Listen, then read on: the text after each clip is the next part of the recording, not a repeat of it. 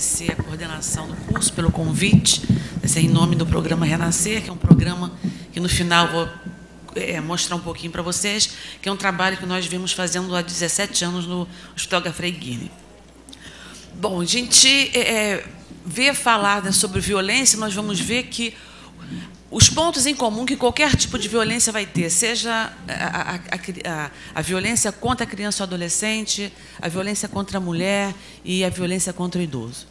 Então, para a gente falar, antes de falar sobre essa violência contra o idoso, vamos ver aqui alguns dados, né, do censo, último censo de 2010, que assim, o Brasil deixou, ou está deixando de ser um país jovem para ser um país envelhecido.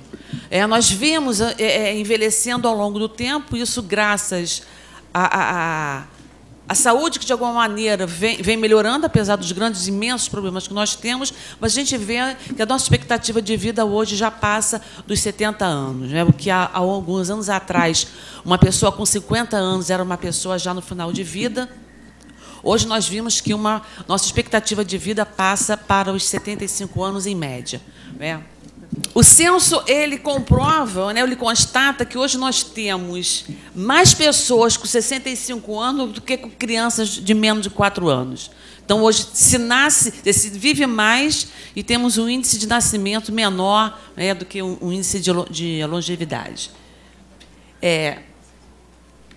Isso. Em relação ao último censo de 2000, né, o penúltimo censo do ano de 2000, nós temos uma diminuição nas faixas até 25 anos e um aumento nas outras faixas. Isso também pode ser um dado em relação à violência, uma vez que tem se constatado que as maiores vítimas, né, de mortes violentas são jovens de até 25 anos. Em 2000, a população com mais de 65 anos, tinha 5,9% dessa população. No censo de 2000, nós temos uma população de 7,4%, o que já demonstra um aumento. Entre as crianças de 2000, nós tínhamos crianças do sexo masculino 4,9% e já uma diminuição no censo de 2010 para 3,7%. E no sexo feminino, de 4,7% para 3,6%. Vimos isso, que nossa população está cada vez mais envelhecida, nós vamos ver que entrar nessa questão do maltrato contra o idoso. Bom, como nós vimos, essa violência ela está presente, a gente não nasce violento, mas a gente vai se tornando violento ao longo da nossa vida por uma série de circunstâncias. E o nosso idoso, que é uma população ainda meio que invisível. Invisível por quê? Porque nós vivemos numa sociedade em que ela privilegia o novo, o jovem, que é o valorizado. Uma das formas de violência que a maioria de nós pratica, e a gente nem percebe, até porque nos incomoda quando alguém pergunta a nossa idade, é uma grande falta de educação perguntar a idade de alguém. E por quê? Dizer que você completou 56 anos, como, graças a Deus, eu completei agora em julho, é uma vergonha, principalmente para a mulher. Como que você pergunta a idade para uma pessoa? Então, isso também é uma forma de violência, na medida em que nós também temos vergonha da idade, de dizer a nossa idade. A sociedade ela vai valorizar sempre o jovem, porque o jovem é o forte, é o mais bonito, é o mais competente. Dentro das nossas relações de trabalho, quando você vai envelhecendo, você já vai ficando arcaico, então as suas ideias já passam a não ser aceitas, porque o novo que está chegando com as ideias novas, então ele, que na verdade, é o mais valorizado. Então, essas são as pequenas violências em relação à idade que nós também, no dia a dia, vamos praticando sem nos darmos conta disso. Então, nós temos aqui uma definição da Rede Internacional de Prevenção de Maus Tratos contra o Idoso, que diz que o maltrato ao idoso é um ato único ou repetitivo. É a omissão que lhe causa dano ou aflição e que produz em qualquer relação na qual a expectativa de relação e confiança. E aí, as tipologias em relação à violência, nós vamos ver que a tipologia é a mesma que é perpetrada contra a criança, adolescente e contra a mulher. O abuso físico que a gente faz são os empurrões, a falta de cuidado que você tem com esse idoso, que começa a ficar mais claudicante. Você em casa, você já não sabe que você não pode usar determinados tipos de decoração, como, por exemplo, um tapete, que isso pode causar uma queda, que é uma das maiores, hoje o maior índice de morte entre idosos e de internação, e você não tira. A falta de paciência com esse andar mais claudicante, e você vai andando na frente, deixa o idoso andando atrás, né, sem perceber que ele tem mais dificuldade de mobilidade. O abuso psicológico que você faz no dia a dia com esse idoso, negligenciando todo o atendimento, todo o cuidado que ele precisa. Quando ele fala e você não ouve porque não está interessado no que ele está falando, ele não fala coisas interessantes, ele é repetitivo, ele está com uma baixa audição e você precisa repetir várias vezes, porque ele... você está falando, você fala uma coisa, ele entende outra, ele já não consegue mais atender... Ele até atende o telefone, mas ele já não consegue mais guardar o recado e te transmitir o recado, e isso te irrita profundamente. Então, são coisas...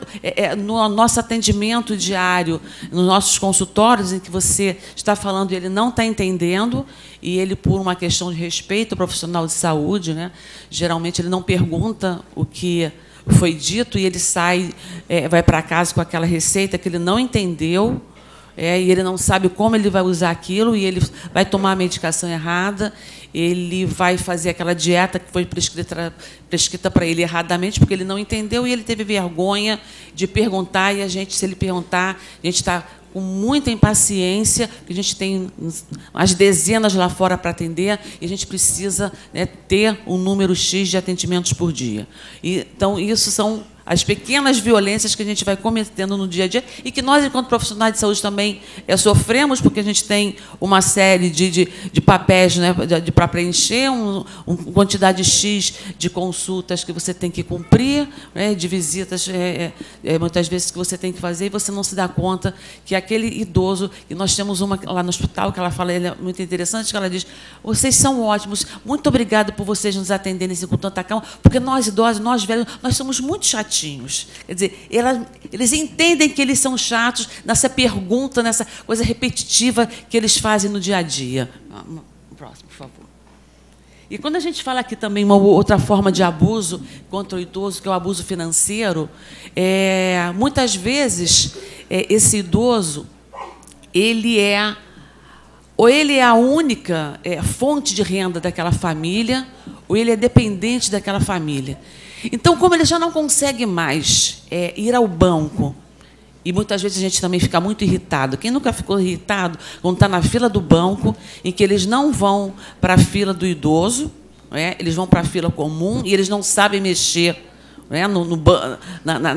no caixa eletrônico, e eles repetem, não conseguem fazer. A gente está profundamente irritado, porque tem outras coisas a fazer. O idoso pode passar o dia inteiro em casa, ele podia ir na hora do banco, em outro horário, que não aquele que nós estamos. A gente fica irritado, e a gente também não percebe que nós estamos fazendo isso.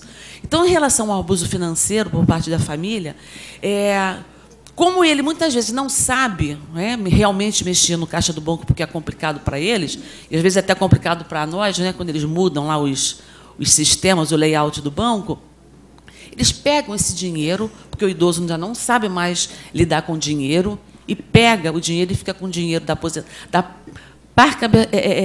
aposentadoria que ele tem, e você utiliza esse dinheiro do idoso.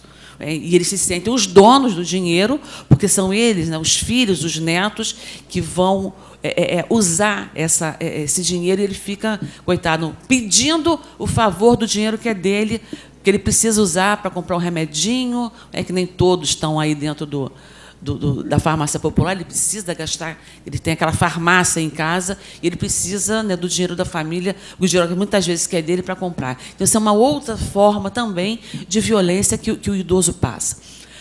A outra forma, que a gente já falou aqui da negligência em relação à criança, o idoso também ele é muito negligenciado. E talvez essa seja uma das tipologias da violência que mais o idoso sofre. Ele é negligenciado muitas vezes quando ele está em casa e ele não é cuidado, ou então quando ele é colocado numa casa de apoio essa que de apoio ele não recebe, ele é jogado lá, então ele fica o dia inteiro, ou ele fica o dia inteiro numa cama, ele fica o dia inteiro sentado numa cadeira de rodas, ele fica o dia inteiro sentado numa cadeirinha de balanço, às vezes diante de uma televisão que está passando alguma coisa que ele não entende, o que não é mais do interesse dele, porque você não tem nem programação de televisão que seja voltado é violência o tempo inteiro, e ele já está sofrendo um tipo de violência, ele vai ver mais violência ainda. Então, essas casas de apoio, que muitas vezes eles são colocados, e aí não é colocado apenas pelas famílias de baixa renda. A gente, geralmente, quando fala em violência, liga muito a violência às famílias de baixa renda. A violência está presente em qualquer faixa etária, em qualquer faixa de poder aquisitivo. Muitas vezes, a violência muito maior está nas famílias de classe alta, em que deixam os seus idosos, né, numa casa de apoio muito bem equipada, mas que ele tem até todo um atendimento médico, nutricionista, psicólogo, enfim, tem lazer, mas a família não comparece. E ele, na verdade, ele queria era a visita do filho, era a visita do neto, e não apenas naquelas datas, chamadas datas comemorativas, não é, que você vai por uma questão social, mas pela atenção mesmo que, na verdade, você está precisando. Então, o nosso idoso, apesar das várias, né, a gente pode apresentar aqui, muitos de vocês, né, devem conhecer, a legislação, que você tem o Estatuto do Idoso, você tem o Plano Nacional, né, de Atendimento ao Idoso. Quer dizer, legislação não falta. No Brasil, na verdade, o que não falta é legislação. Mas o que falta, na verdade, é o cumprimento, e, para além desse cumprimento, esse acolhimento. Né?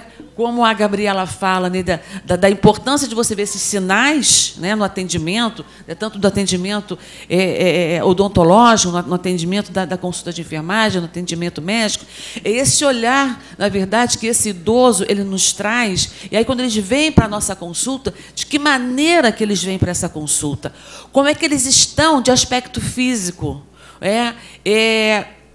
Como é que está essa fala desse idoso? A gente ouvir muito mais do que a gente está preocupado, único simplesmente se a pressão dele aumentou ou não, se ele está tomando a medicação, que muitas vezes ele não faz todo esse procedimento que, na verdade, ele tem que fazer, porque ele não tem, na verdade, esse apoio que ele tem em casa. E quando ele vai para um atendimento médico, para um atendimento de saúde, a gente também está tão preocupado com o nosso trabalho que a gente também não dá atenção ao que essa fala que esse idoso traz. E, muitas vezes, ele já está tão cansado, ele já está tão acostumado a não ser ouvido, que ele também não traz determinadas queixas, porque ele acha que aquilo não é uma queixa médica. Ele não vai falar que a pressão dele aumentou.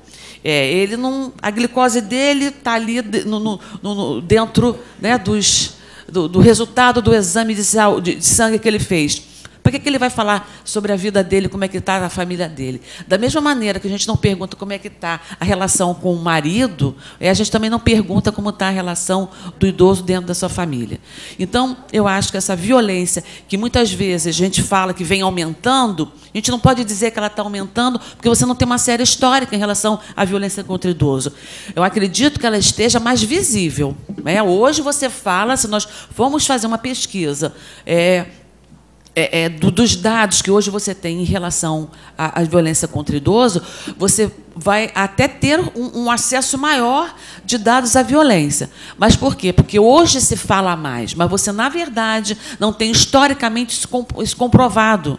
Você não, até porque há uma subnotificação muito grande em relação à violência contra o idoso. A gente tem uma preocupação muito grande ainda quanto à criança, ao adolescente, o que é uma coisa justíssima, mas você, em relação ao idoso, há uma subnotificação, na verdade, muito importante, muito grande. Então, você tem... ontem mesmo nós tivemos um relato de uma idosa, que ela não está tão idosa assim, ela está com a faixa dos 60 anos, então ela estava contando um constrangimento que ela sofreu, que ela comprou um remédio, que ela chegou em casa e ela não conseguiu abrir. Então, ela foi à farmácia da mesma rede, não na filial que ela comprou, ela foi ao centro da cidade e levou o remédio e pediu a mocinha da loja para abrir. A moça também não conseguiu abrir. Levou para um outro rapaz que conseguiu abrir. Ela pegou o remédio e saiu. Quando ela já está lá no meio da calçada, ela sente aquele braço nela, volta e devolve o remédio que você tirou da farmácia. Ela disse, como que eu tirei o remédio da farmácia? Eu comprei esse remédio.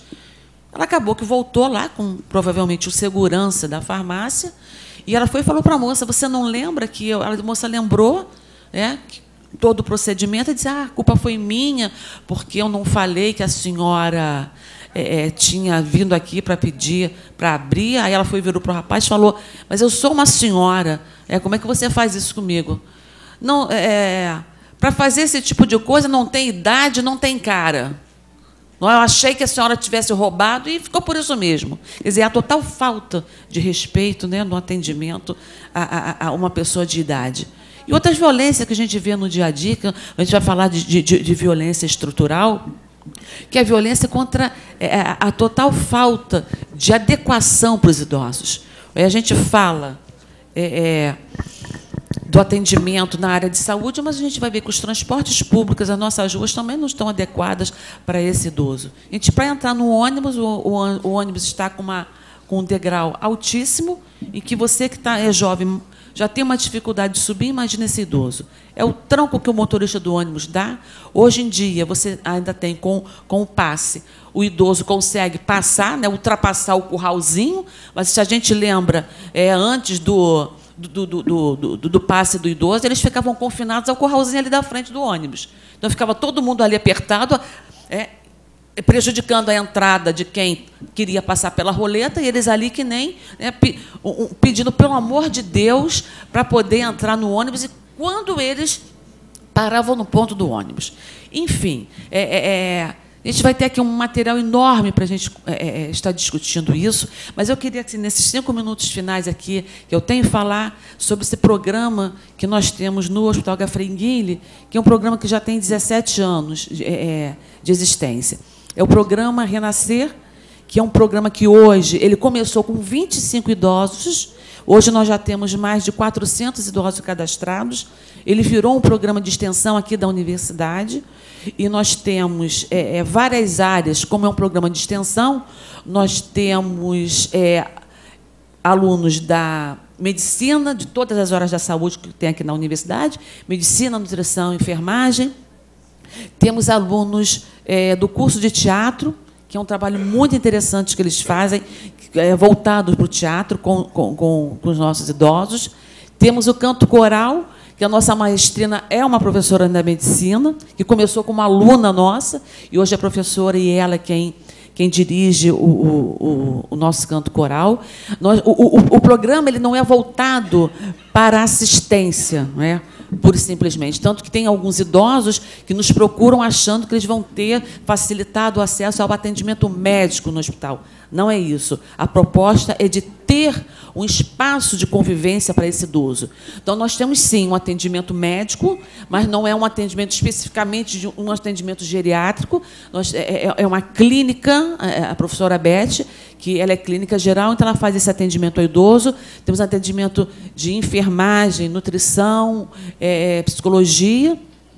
Temos atividades de fisioterapia, e tem várias modalidades voltadas para o atendimento físico para esse idoso, porque a coordenação é feita por uma nutricionista, que é a Maria Lúcia, a Tércia, que é psicóloga, e a Marta, que é fisioterapeuta. E, além do atendimento físico, temos um grupo de memória, que é um trabalho muito interessante, que nós vimos fazendo desde 2006, que é um trabalho de estimulação à memória. Então, hoje nós temos 3 grupos de estimulação à memória para esse idoso. Temos uma roda de conversa que é feita às quintas-feiras, que nós entendemos que, para além do grupo da memória, que a gente está estimulando a memória deles, é importante que eles possam ter um espaço de discussão do que eles estão vendo. Então, é a estimulação para que eles peguem um jornal, para que eles vejam uma televisão, que eles ouçam um rádio com um olhar, com uma audição mais crítica. Então, é um grupo aberto, não há uma como diferentemente do grupo da memória, que eles têm que ter uma participação, uma inscrição, porque tem todo um programa. Esse grupo, essa roda de conversa que eles já apelidaram de grupo da fofoca, é um espaço aberto. É toda quinta-feira, quem chegar é muito bem chegado, o assunto é de escolha deles, não somos nós quem trazemos o assunto para discutir, então eles escolhem. Ontem mesmo, por exemplo, o assunto foi o imã de geladeira, né, que agora tem uma pesquisa da Universidade de Almeria, na Espanha, em que é um perigo ter o imã de geladeira por causa do alimento. E aí, do imã da geladeira, uma já trouxe que ela, quando tem dor, ela bota o imã direto na dor e a dor melhora. Enfim, é um bate-papo muito descontraído, é muito interessante. E que é um momento que eles adoram, né? Já ficam perguntando se não vai ter o grupo da fofoca. E isso, assim, a gente tem relatos deles, que não vai dar tempo de passar aqui, que nós já tivemos casos de pessoas que chegaram numa profunda depressão, pessoas que já não tinham mais vontade para nada. E hoje a fala deles é de um extremo bem-estar, da acolhida que eles têm, do grupo que eles fazem, das relações, porque a gente também sai para passear com eles. Nós somos inscritos num programa do Teatro Municipal, que eles têm de formação de plateia. No outro dia, eu levei um grupo de 30 idosos, e a gente tem que fazer seleção, porque eles querem ir. E tivemos uma idosa que mora em Duque de Caxias, ela tem uma baixa visão, ela veio sozinha de Caxias para o Teatro Municipal para assistir ao Ricoleto, né? Que terminou quase 11 horas da noite, terminou mais de 11 horas, e ela voltou sozinha para Caxias, porque ela queria assistir a peça, então, porque ela não teria oportunidade para assistir se não fosse o programa. Enfim, eu acho que são esses trabalhos que começou pequeno, que pode se expandir, mas cada um vai fazer dentro da sua realidade, que a gente pode proporcionar a essa população que já deu tanto para a gente, né, e que hoje é colocada como um chinelo velho que atrapalha as saídas da família, né, os programas de família, porque você tem que cuidar, e requer cuidado mesmo, porque a criança, por mais que ela pergunte, você está vendo o desenvolvimento, o desabrochar. O idoso não.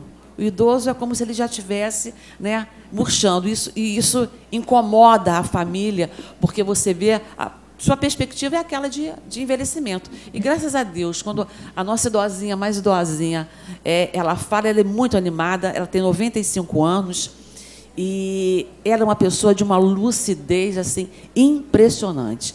Ela fez... nunca sei falar a palavra. O nome da Lúcia é Maria Lúcia Carneiro dos Rios Ferreira, um nome muito grande. Ela é apóstolo, como é o nome daquilo? Acrópole. Já sabe o que é, né? Com cada letrinha. Ela fez, aos 95 anos, ela fez um para Maria Lúcia Carneiro dos Rios Ferreira, que é uma coisa assim, muito bonita. Então, eu acho que a gente começar a pensar de como está essa questão do envelhecimento é extremamente importante, porque nós estamos envelhecendo e nós, hoje, somos um país de idosos. Muito obrigada.